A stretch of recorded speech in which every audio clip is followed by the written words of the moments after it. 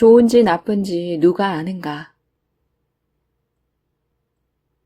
그것을 큰일로 만들지 말라. 외부 상황에 대한 지나친 해석으로 내면의 전투에 시간과 에너지를 쏟는 일은 인간 심리의 흔한 측면이다. 만약 누군가가 당신에게 눈을 감고 앉아있을 때 노랑 앵무새를 생각하지 말라라고 말한다면 당신은 눈을 감자마자 노랑 앵무새를 떠올릴 것이다. 그 생각은 차츰 강박적이 되어 밥을 먹을 때나 일을 할 때나 심지어 꿈속에서도 노랑 앵무새가 나타날 것이다. 그 새를 괴물로 만드는 것은 당신 자신이다. 강박적인 생각을 내려놓을 때 마음과 가슴이 열린다. 우리는 영원하지 않은 문제들에 너무 쉽게 큰 힘을 부여하고 그것과 싸우느라 삶의 아름다움에 애정을 가질 여유가 없다. 단지 하나의 사건일 뿐인데도 마음은 그 하나를 전체로 만든다. 삶에서 겪는 문제 대부분이 그런 식으로 괴물이 되어 우리를 더 중요한 것에서 멀어지게 한다. 영적인 삶의 정의는 가슴을 여는 것, 혹은 받아들임이 전부일지도 모른다.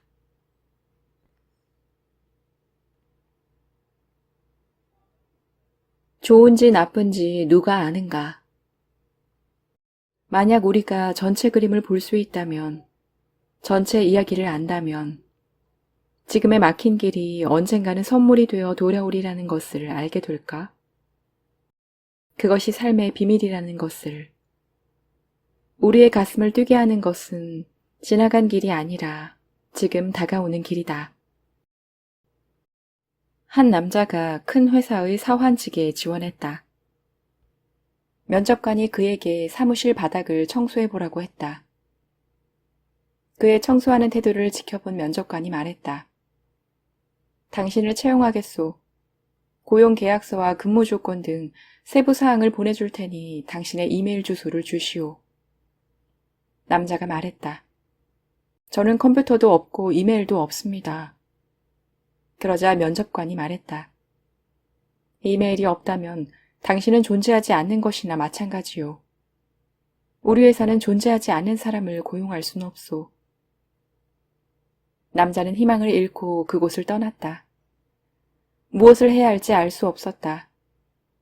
주머니에는 단돈 10달러가 전부였다. 고민하던 그는 과일 도매상에 가서 10달러짜리 토마토 한 상자를 샀다. 그리고 집집마다 다니며 그 토마토를 팔았다. 2시간도 안 돼 그는 전 재산을 2배로 만드는 데 성공했다. 같은 날 그 일을 3차례 반복한 결과 80달러를 주머니에 넣고 집에 돌아갈 수 있었다. 이런 식으로 살아갈 수 있다는 것을 깨달은 남자는 아침 일찍부터 밤 늦게까지 날마다 토마토를 팔았다. 매일 그의 자산은 2배 혹은 3배 늘었다.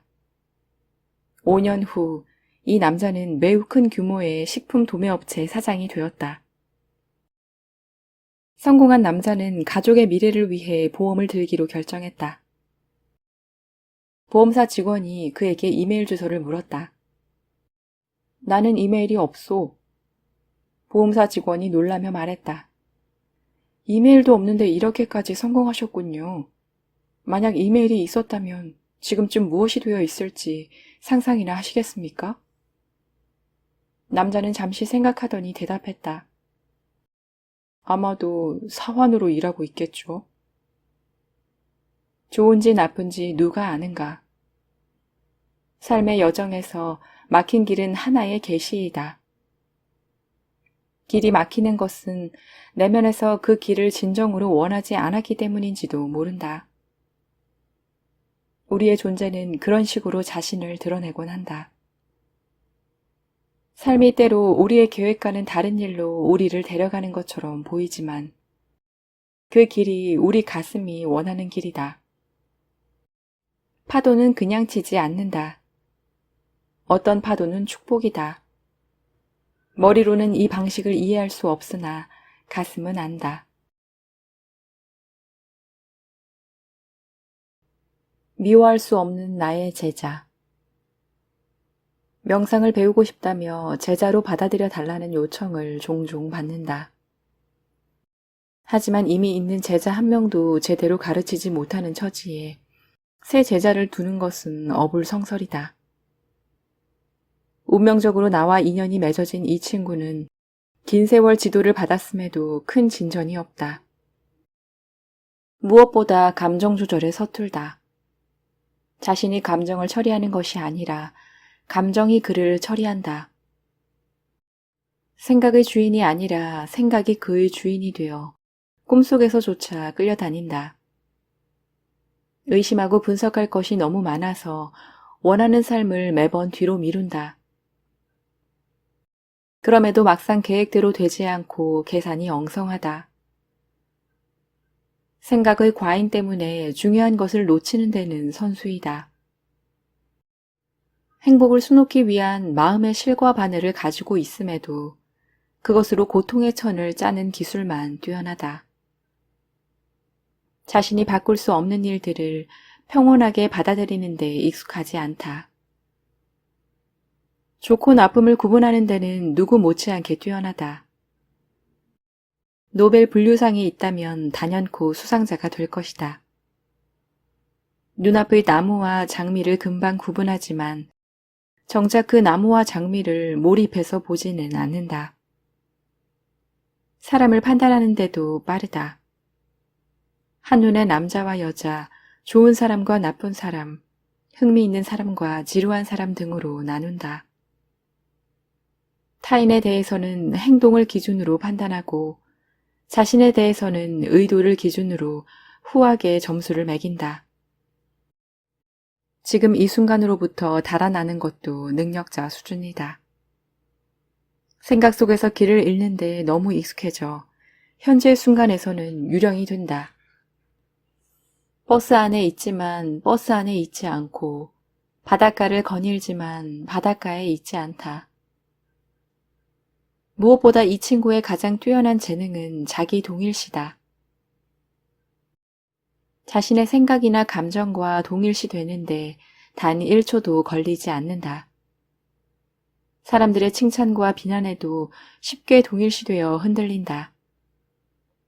그 어떤 것도 개인적인 일로 받아들이지 않을 때 자유가 온다는 것을 자각하지 못한다. 단순히 몸의 변화일 뿐인데도 모든 생로병사를 내 것으로 여긴다. 그래서 물 밖으로 내던져진 물고기가 마른 바닥에서 몸부림치듯 마음이 수시로 파닥거린다. 없는 문제를 만들거나 좋은 기억을 잊고 나쁜 기억을 꿀주머니처럼 간직하는데도 전문가이다. 외부의 나쁜 날씨를 안으로 끌어들여 나쁜 날로 만드는 것은 자기 자신이라는 사실을 망각하는 것이다. 또한 행복이 불행 제로인 상태라고 오해한다. 행복만 있고 불행이 없는 영역은 존재하지 않으며 행복의 기술은 불행을 포용하는 데 있음을 받아들이지 않는다. 그래서 늘 행복 찾기에 실패한다. 이 음식을 먹으면 행복할까? 이 물건을 소유하면, 이 차를 타면 행복할까? 이 사람이 나를 사랑하면 행복할까? 이 명상 수행이나 요가에 능통하면 행복할까? 열심히 사다리를 오르지만 그 사다리가 잘못된 벽에 기대어져 있는 것을 지켜보고 있노라면 딱한 생각마저 든다. 하지만 이자에게도 희망은 있다. 나는 연약하고 정말로 연약하고 말할 수 없이 최고로 연약했다라고 고백한 이가 바로 붓다이기 때문이다. 그 연약함 위에서 그의 위대한 영적 여행이 시작되고 완성되었다. 이 친구의 연약함 역시 무한한 가능성의 토대라는 것을 나는 믿어 의심치 않는다. 의지 약한 자신을 데리고 한 걸음씩 나아가는 것이 인생의 가장 고귀한 수행이기 때문이다. 이미 눈치챘겠지만 나의 하나뿐인 이 애제자는 바로 나의 연약한 마음이다.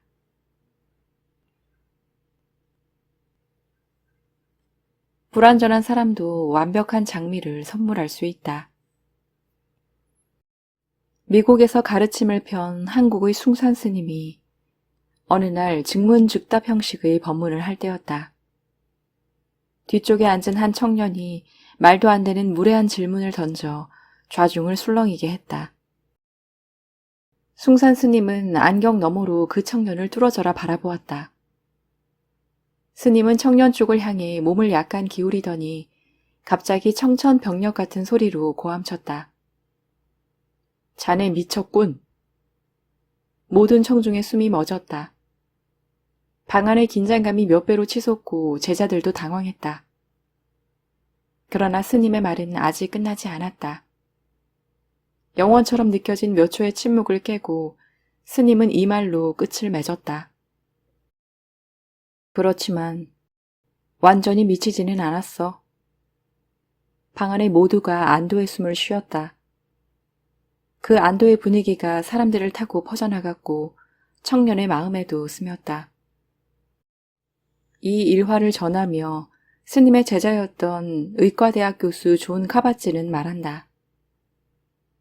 스님이 우리에게 말하고자 한 것은 우리가 온전한 정신을 회복할 용기를 내기 위해서는 자신의 광기를 당당히 받아들이고 그것을 연민으로 껴안을 수 있어야 한다는 것이었다. 자신의 단점과 마주해 그것에 이름을 붙이고 그렇게 함으로써 자신이 그 단점을 초월한 존재라는 것. 그래서 더 이상 그 문제에 사로잡히지 않고 자기 본연의 전체성과 가까워지라는 것이었다. 우리는 자신을 무조건 사랑해줄 누군가를 갈구한다. 넌 불완전해. 언제까지나 불완전할 수밖에 없어. 하지만 넌 아름다워. 라고 말해줄 사람을. 하지만 만약 그 누군가가 자기 안에 있다면 더없이 기쁠 것이다. 이 말은 얼마나 좋은 말인가. 불완전한 사람도 완벽한 장미를 선물할 수 있다는 것.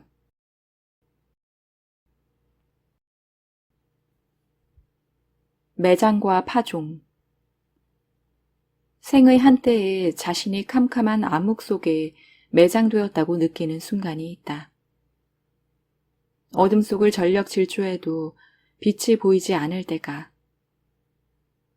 그러나 사실 그때 우리는 어둠의 층에 매장된 것이 아니라 파종된 것이다. 청각과 후각을 키우고 저 밑바닥으로 뿌리를 내려 계절이 되었을 때 꽃을 피우고 삶에 열릴 수 있도록. 세상이 자신을 매장시킨다고 생각할 수 있지만 그것을 파종으로 바꾸는 것은 우리 자신이다. 매장이 아닌 파종으로 받아들인다면 불행은 이야기의 끝이 아니다.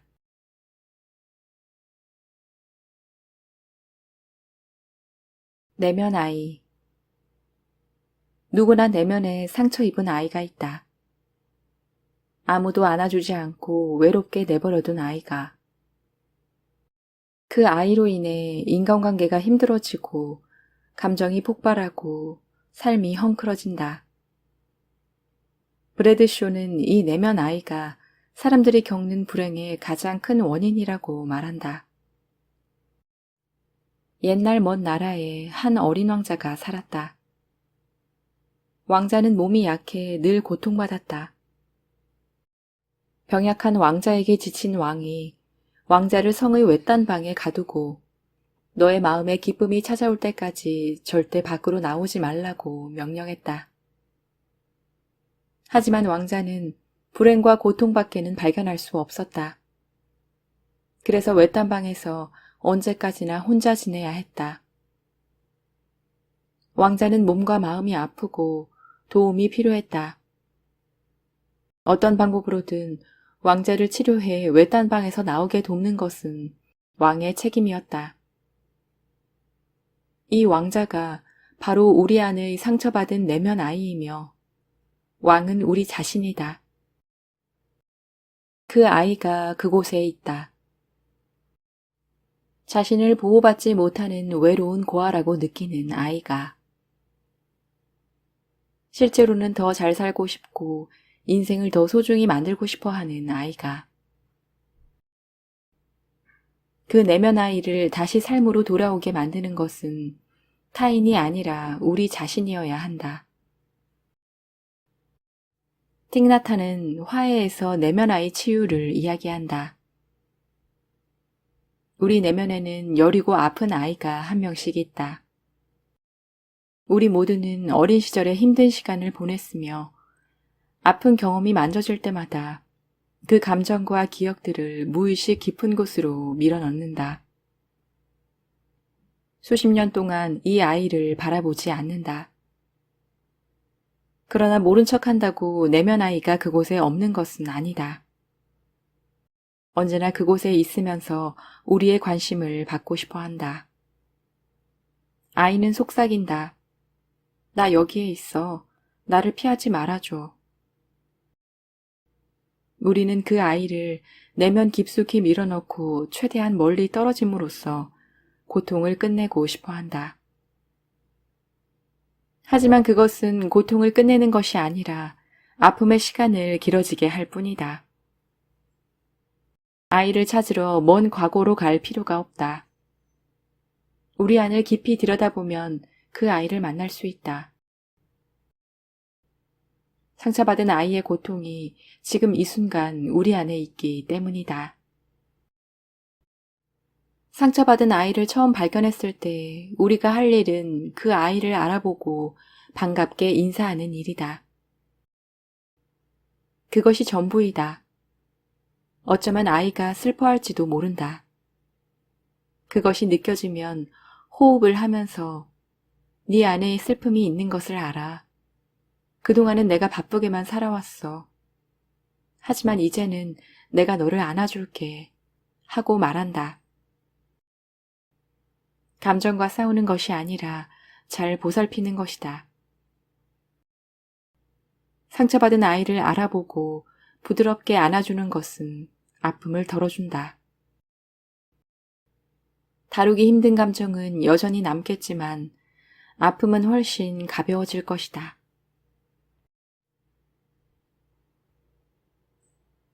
내 영혼 안녕한가? 마음에서 문제를 내려놓는 연습은 영혼의 돌봄에 해당된다. 한 목수가 농장 주택을 보수하는 일에 고용되었다. 첫날부터 문제가 많았다. 나무에 박힌 못을 밟아 발을 다치고 전기톱이 고장나 시간이 지체되었다. 낡은 트럭은 시동이 걸리지 않았다. 그날 저녁 사장이 집까지 태워다 주는 동안 조수석에 앉은 남자는 무거운 침묵에 잠겨 있었다. 집에 도착한 남자는 가족을 인사시키기 위해 사장을 잠시 집 안으로 초대했다. 집을 향해 걸어가는데 남자가 작은 나무 옆에 서서 걸음을 멈추더니 두 손으로 나무가지 끝을 어루만졌다.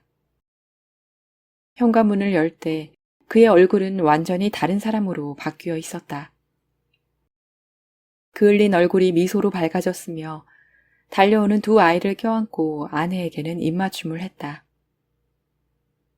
다시 차가 있는 곳으로 가기 위해 나무 앞을 지나면서 호기심을 느낀 사장이 좀 전의 행동에 대해 물었다. 그러자 남자가 말했다. 아, 이 나무는 걱정을 걸어두는 나무입니다. 일하면서 문제가 없을 수 없다는 걸 압니다. 하지만 그 문제들을 집안의 아내와 아이들에게까지 데리고 들어갈 수는 없습니다. 그래서 저녁 때 집에 오면 이 나무에 문제들을 걸어두고 들어갑니다. 그리고 아침에 다시 그 문제들을 가지고 일터로 갑니다. 그런데 아침이 되면 문제들이 밤사이 바람에 날아갔는지 많이 사라지고 없습니다.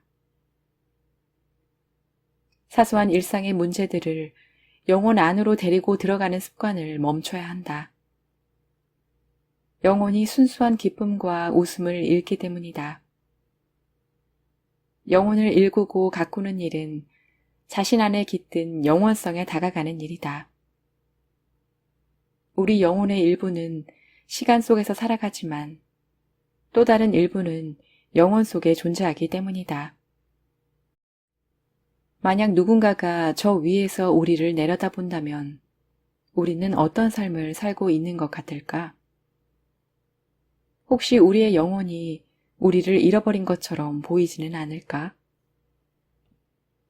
우리는 새로운 세계에 살고 있지만 우리 자신이 얼마나 오래된 영혼인지 모른다. 영혼을 돌본다는 것은 자신의 내적 삶에 관심을 갖는 것이다. 그리고 자신이 영혼을 가진 육체가 아니라 육체를 가진 영혼임을 아는 것이다. 어서와 감정. 이름 불러주기는 명상법 중 하나이다. 마음은 게스트하우스와 같아서 여러 감정들이 번갈아 가며 찾아온다. 반가운 투숙객도 있지만 어떤 감정들은 불청객이다. 마음의 방을 어지럽히고 소란을 피우고 불평하고 문을 발로 차서 일과를 망친다. 잠들 때까지 영혼을 괴롭히는 감정들도 있다. 무의식에 난 틈새로 등장하기 때문에 쫓아내기도 어렵고 잠금 장치를 해둘 수도 없다. 마음 챙김 명상에서는 이 감정들에게 이름을 불러주라고 권한다. 슬픈 감정이 오면 슬픔 너구나 어서 와 하고 이름을 불러주는 것이다. 불안과 두려움에게도 안녕 불안, 안녕 두려움 하고 이름을 불러준다. 고통스러운 기억과 함께 분노가 일어나면 얼른 이름을 불러준다.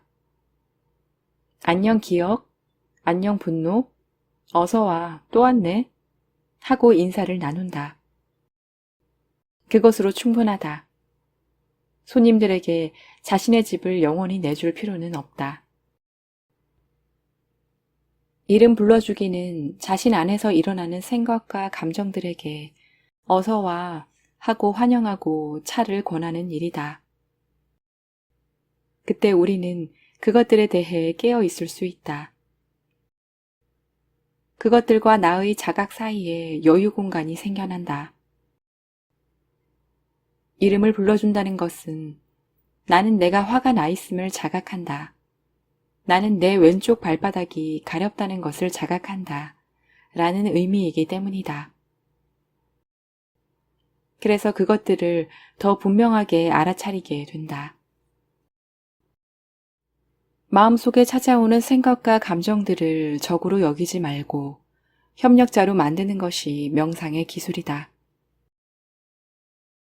마음을 관찰하는 데 도움을 주는 협력자로 여기는 것이다. 그때 우리는 알게 된다. 나는 잠시 화가 났을 뿐이지 화가 난 사람이 아니라는 것을. 나는 잠시 두려울 뿐이지 두려워하는 사람이 아니며 잠시 슬플 뿐이지 슬픈 사람이 아니다. 본래 나는 맑고 고요한 존재이다. 우리는 어떤 감정보다 더 큰 존재이기 때문이다. 다정하게 맞이하지 않으면 수많은 생각과 감정들은 어둠 속에 갇혀 괴물이 된다. 렌착. 인간관계에도 가지치기가 필요하다. 훌륭한 정원사는 어느 가지가 나무에 유익하고 어느 가지가 단지 자양분을 빼앗을 뿐인지 구분할 줄 안다. 가지치기 안 된 나무가 과수원을 망가뜨리듯 정리되지 않은 관계는 인생을 고갈시키고 불만족과 고통의 원인이 된다. 고통은 우리를 떠나는 것들 때문이 아니라 그것들을 떠나보내지 못하는 마음에서 비롯된다. 관계의 가지치기에는 용기가 필요하다. 자신이 맺고 있는 관계가 진정한 애정인지 아닌지 알아차려야 한다. 그 기준은 이것이다. 관계가 순수한 기쁨을 주는가? 서로에 대한 존중과 존경이 자리하고 있는가? 자기 희생이 서로에게 긍정적인 결과와 성장을 가져다 주는가? 만약 그렇지 않다면 그 관계와 작별하는 것은 잘못이거나 이기적인 일이 아니다. 한 번은 누군가가 태국의 아잔차 스님에게 물었다. 이 세상에서는 모든 것이 변화하며 어떤 것도 영원하지 않습니다.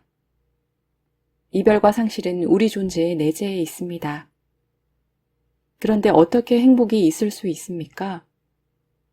어떤 것도 우리가 원하는 대로 고정되어 있지 않은데 어떻게 안전할 수 있습니까? 아잔차는 따뜻한 눈으로 그 사람을 바라보고 나서 탁자 옆에 놓인 유리잔을 들어보이며 말했다. 나는 이 유리잔을 좋아한다. 이 유리잔으로 물을 마신다. 이 유리잔은 놀라울 만큼 훌륭하게 물을 담고 있으며 햇빛을 아름답게 반사한다. 두드리면 맑고 투명한 소리를 낸다. 그러나 나에게 이 유리잔은 이미 깨진 것과 같다. 언젠가는 반드시 깨질 것이기 때문이다. 선반에 올려놓았는데 바람이 불어 넘어지거나 내 팔꿈치에 맞아 탁자에서 바닥으로 떨어지면 유리잔은 산산조각이 난다. 나는 그것을 당연한 일이라고 여긴다. 이 유리잔의 속성 안에 필연적인 깨어짐이 담겨 있다. 그것은 우리가 막을 수 있는 일이 아니다. 이 유리잔이 이미 깨져 있는 것과 마찬가지임을 이해할 때 그것과 함께하는 모든 순간이 소중해진다. 그것과 함께하는 모든 순간이 행복하다. 그 유리잔처럼 나의 육체도, 내 연인의 육체도 이미 부서진 것과 마찬가지임을 알 때 삶의 매 순간이 소중해진다. 소중함과 가치가 두려움과 슬픔보다 앞선다.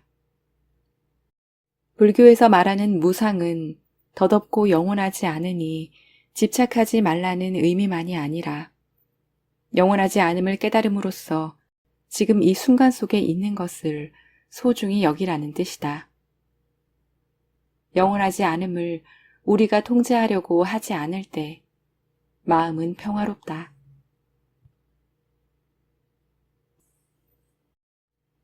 누구도 우연히 오지 않는다. 모든 일은 이유가 있기 때문에 일어나며 우리가 만나는 사람들도 이유가 있어서 만난다고 나는 믿는다. 우리가 알든 모르든 모든 만남에는 의미가 있으며 누구도 우리의 삶에 우연히 나타나지 않는다. 누군가는 내 삶에 왔다가 금방 떠나고 누군가는 오래 곁에 머물지만 그들 모두 내 가슴에 크고 작은 자국을 남겨 나는 어느덧 다른 사람이 되어 있다. 어딘가에 나에게 정해진 섭리나 계획이 있고 그것을 일깨우기 위해 적절한 시기에 사람들이 내 앞에 나타난다고 나는 믿는다. 지금의 내 삶에 그 관계가 필요하기 때문에 그들은 온다. 사람들은 이유가 있어서 우리 삶에 나타나고 때가 되면 우리는 그 이유를 알게 된다. 이것이 진리인지는 알 수 없지만 지금의 나는 내게 길을 가르쳐준 모든 만남과 부딪힘의 결과물이다. 누구도 내가 걷는 길을 무작위로 교차하지 않는다. 여기 인생의 만남에 관한 작자 미상의 글이 있다. 당신의 삶에 나타나는 사람들은 어떤 이유가 있어서 오는 사람, 한 계절에만 등장하는 사람, 혹은 평생 동안 만남을 갖는 사람이 있다. 그중 어디에 속하는지 알면 저마다의 사람과 어떤 관계를 맺어야 할지 알게 될 것이다. 어떤 이유가 있어서 당신의 삶에 온 경우 그들은 대개 당신이 드러내 보인 필요를 충족해주기 위해 온다. 당신이 고난을 통과하도록 돕고 길을 안내하고 지지해 주려고 온다. 물질적으로, 정서적으로, 혹은 영적으로 당신을 도우려고 온다. 그들은 신이 보낸 것처럼 보일지도 모르며 실제로도 그렇다. 그들은 당신이 그들을 필요로 하는 그 이유 때문에 나타난 것이다. 그들은 당신 잘못이 전혀 없는데도 혹은 좋지 않은 시기에 관계를 끝낼 것 같은 말이나 행동을 하기도 한다. 때로는 죽거나 어디론가 떠나버리기도 한다. 때로는 과격한 행동을 해서 당신이 분명한 결단을 내리게 만든다. 이때 우리가 깨달아야 할 것은 우리의 필요가 충족되었다는 것, 우리가 바라던 것이 채워졌다는 것, 그래서 그들의 역할이 끝났다는 사실이다. 당신이 올려보낸 기도는 응답받았으며 이제 앞으로 나아갈 때가 온 것이다. 한 계절 동안만 당신 삶에 들어오는 사람도 있다. 그것은 당신이 나누고 성장하고 배우는 단계에 이르렀기 때문이다. 그들은 대개 믿을 수 없을 만큼의 기쁨을 당신에게 준다.